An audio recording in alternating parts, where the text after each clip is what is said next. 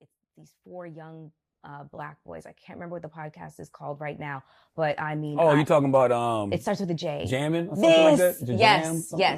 They're from Chicago, I think. I love them. I love them because it's just, they take men and brosphere and red pillars to task. And their rhetoric is so respectful towards women, and they just have so much common sense for being so young. So I follow them. I follow Deontay Kyle. I definitely have an algorithm full of men that are, that are allies to women. But I will also find myself in the comment section of certain things, and it's just, it's very polarizing, and it pulls you. And especially, I've had my own experiences of being around a certain type of, a certain group of men who exhibit groupthink. And that groupthink tends to lean very misogynistically. So it has an effect on you, as somebody who's just kind of like absorbing it, simply just because I'm a woman and I'm the woman in the room kind of thing. It's just... I listen, are there fuck boys out here? Yes, but I still believe in the circle of trust of humans. And I believe that the shooting percentage when it comes to the circle of trust of humans is still very, very high in spite of all the bullshit. And what do I mean by that?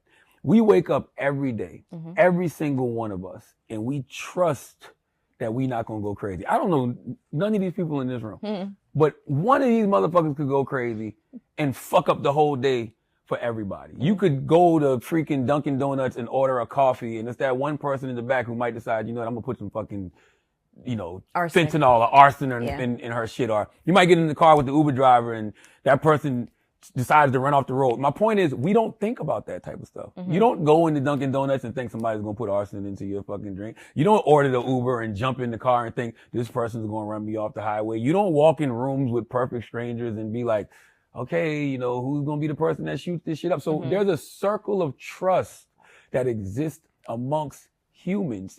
And in spite of all of the bullshit, we do pretty good at making sure that all of us are safe and protected. So I can't base everything off, just the bullshit. Now, do I, raise my daughters with that mentality? Yes, but I also let them know to be aware. Just like right now, I'm aware. I wouldn't walk in here with my own shooter if I wasn't aware. You know what I'm saying? Oh, brother, what's good, people? It's your boy, The Kitchen, and what you just heard there was the brand new season 3 to be exact, of Hot and Bothered with Melyssa Ford, featuring Charlemagne the God. Now, this would actually shock a lot of people and turn a lot of heads, specifically within the Joe Budden community, because if you are a frequent watcher of the Joe Budden podcast, you guys will know at one point in time these guys were ops, and this would actually stem back to Joe thinking a couple years back, I think just before the pandemic, a lot of stories would begin to come out about Joe. For instance, him losing his Spotify deal, and Charlemagne actually reporting on this story on the Breakfast Club, saying that Joe doesn't really know how to negotiate his deals properly, and Charlemagne will kind of paint Joe as somebody who doesn't really know how to negotiate his contracts in the best way. Not only that, around the time of the Spotify deal falling through, Jason Lee would have Tahiri on his show, and Tahiri would bring up old stories about Joe that weren't the most positive. Not only that, a clip from his podcast would resurface about, him admitting that at times he would, that he would show his dog extra love,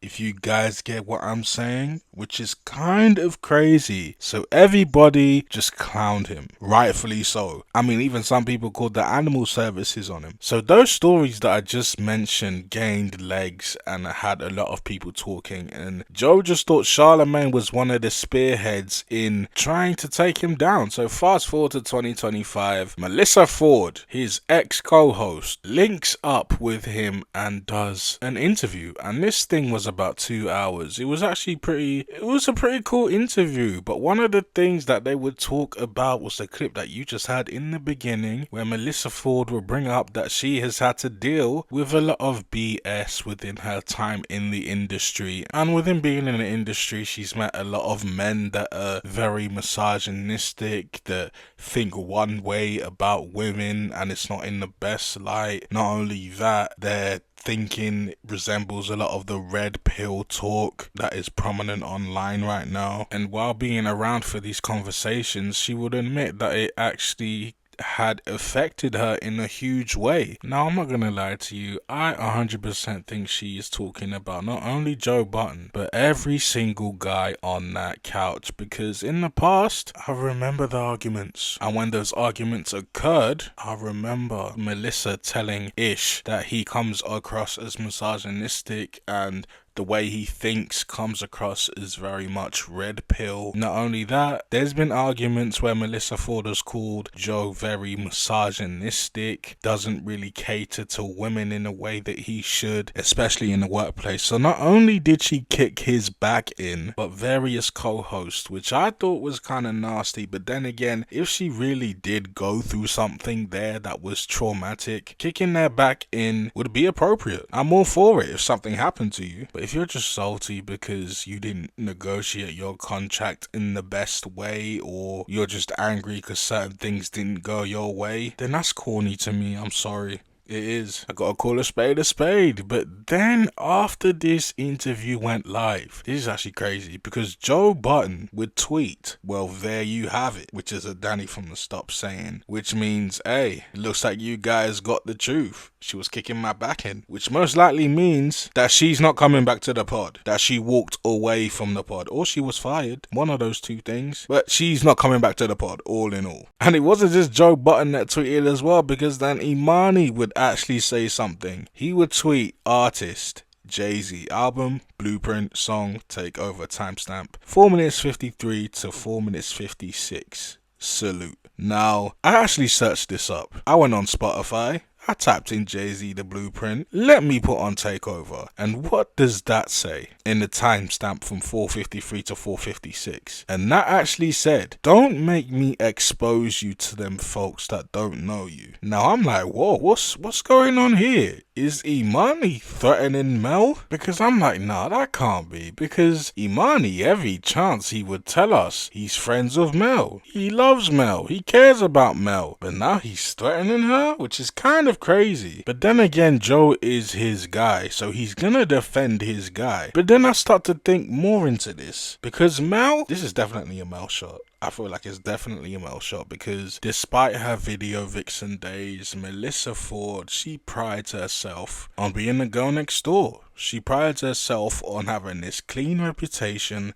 She prides herself on being the girl's girl. She prides herself on being the clean-cut professional that's been around since the 2000s. But if you've really been around, specifically these 2-3 years that she's been on the JBP, a lot of people, including her co-hosts, have outed her and or exposed her for being the opposite behind the scenes. She presents herself on camera as being this beautiful, eloquent, intelligent girl's girl, but behind the scenes it is the opposite. And many people have said this. Queen's Flipper said this. Joe has alluded to this. Not only that, people in the industry have said things as well. So if Emanny exposes this, it could get bad for her. Not gonna hold you. But how do you guys feel about this? Do you guys feel like Emanny was actually threatening Melyssa Ford here? Because I've never really seen him tweet something like this before, like the artist, the album, the song, the timestamp. Like, it's weird to me, especially when it's followed by Joe's tweet.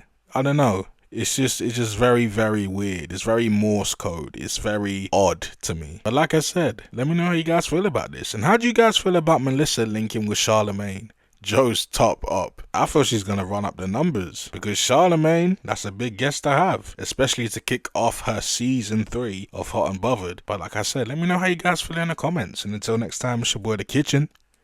Deuces.